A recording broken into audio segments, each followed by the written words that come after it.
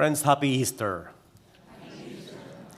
Easter means a great deal, more than just Easter bunnies, Easter eggs, Easter parades, Easter shopping, and Easter gift giving. As outward signs of joy and hope, they have a place.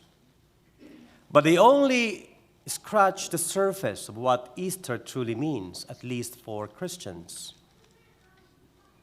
Now, one thing we can consider for our reflection on this second Sunday of Easter, which is also Divine Mercy Sunday, is the relation between personal faith to the believing community. The relation of personal faith to the believing community.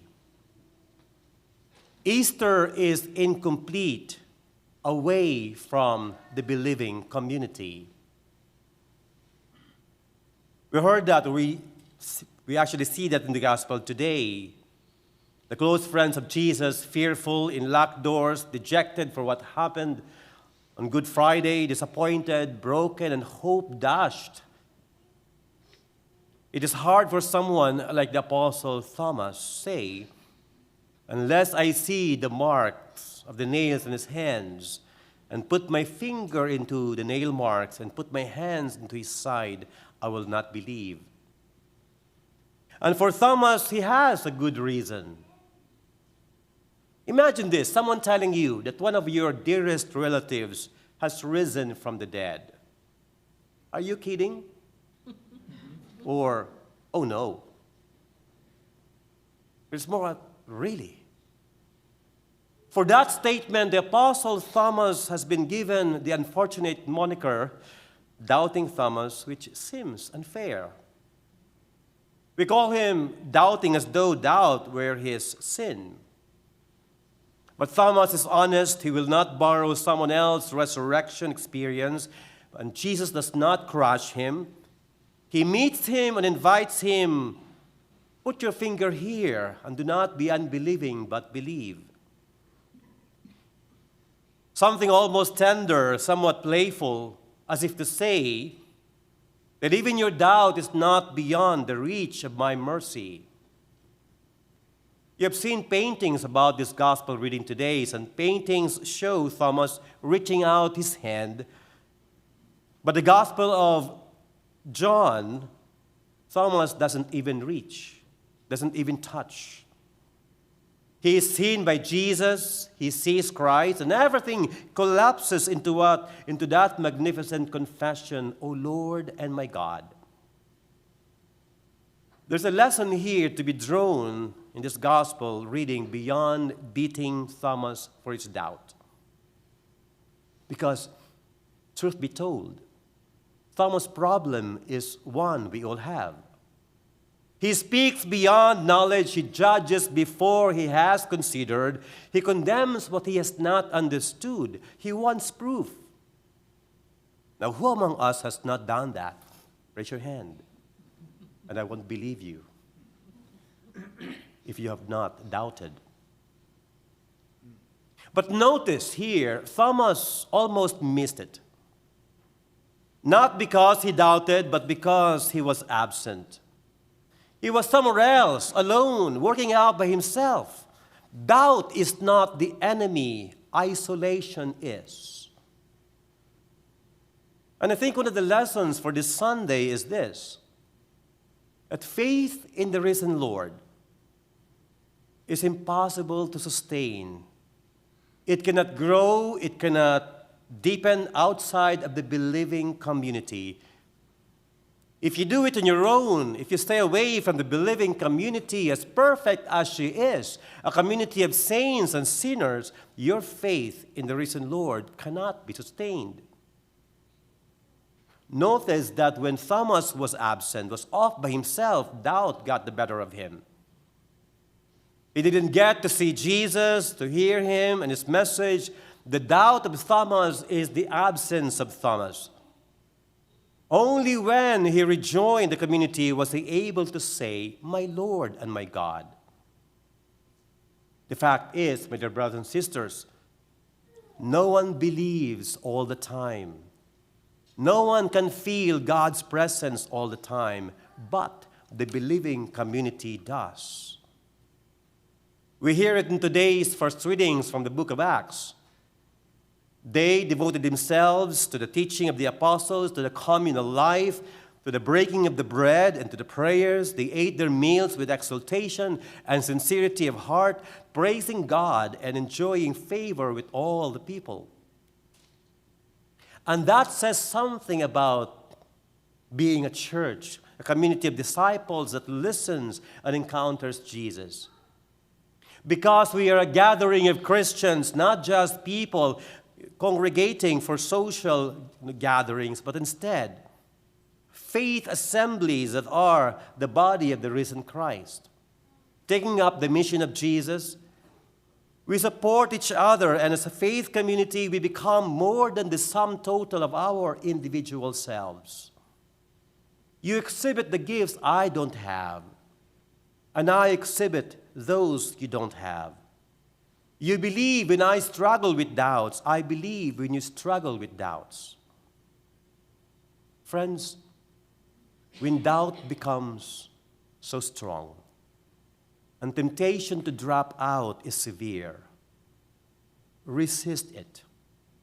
When monotony sets in, when prayer lives become a dread, when you feel disconnected from God, when sin bounds us up and locks us up into ourselves, when work or other activities take the upper hand of our time, when sport activities of our children on the weekend take up our time for worship, when all the social institutions are plainly not supportive or affirming of our faith beliefs, temptation to drop out is too strong. It is true that faith and belief to be nurtured, the conditions and environment of that needs to be present. In a materialistic and secular society where faith practice is seen as a private matter, faith may find it hard to grow.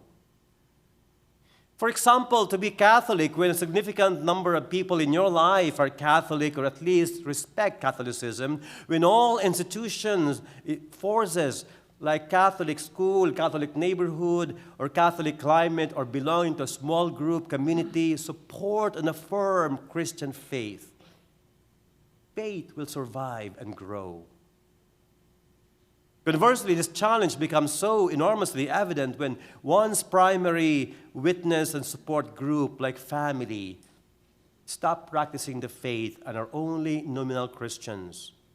Or in a complaint that ranks as number one among children today, when parents are simply absent from their children's lives and so by default leave their children's formation, faith formation, to schools which now must remain neutral.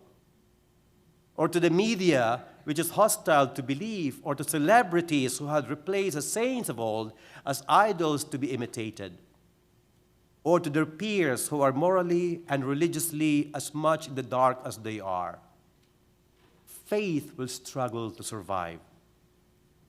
Again, the reality is that faith flourishes within the context of faith-filled people, and it languishes in a context of faithless people.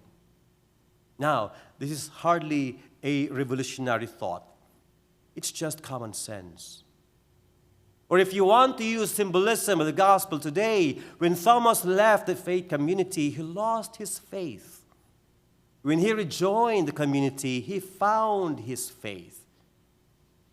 In other words, faith is hard to come by in a culture of unbelief. Doubting Thomases cut off from believing community will multiply. Remember the other nickname of Thomas in today's gospel? He is called Didymus, meaning to say twin. I believe he's not called a twin for nothing. He has million siblings.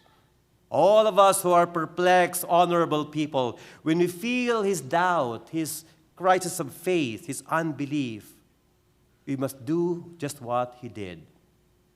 Go back to the community and resist the temptation to drop out. And finally, experience people of faith, folks who are, after all their troubles and doubts, have found a center. No doubt about it, Thomas is our hero. He is one who was healed by his lack of belief through Jesus' wounds of mercy. And finally, the gift that Jesus brings at Easter is peace. We hope and pray that this message of peace is not just contained within the four walls of worship places, but to the world that really needs and hunger for peace.